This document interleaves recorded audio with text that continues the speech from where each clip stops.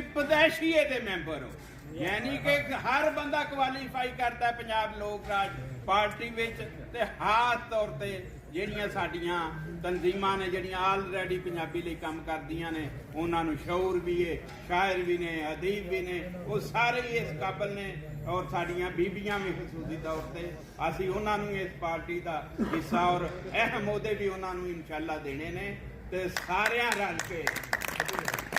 पूरे पंजाब दी बोली पंजाबी, पूरे पंजाब दी बोली पंजाबी, स्कूलां विच पढ़ाओ पंजाबी, लाजमी पढ़ाओ पंजाबी, असल के रहनी पंजाबी, एक के साडा पंजाबी, लाहौर दी बोली पंजाबी, शेखुपुरा दी बोली पंजाबी, ननकाना साहब दी बोली पंजाबी, मुल्तान दी बोली पंजाबी, दुल्ले दी बोली पंजाबी, बुल्ले दी बोली पंजाबी,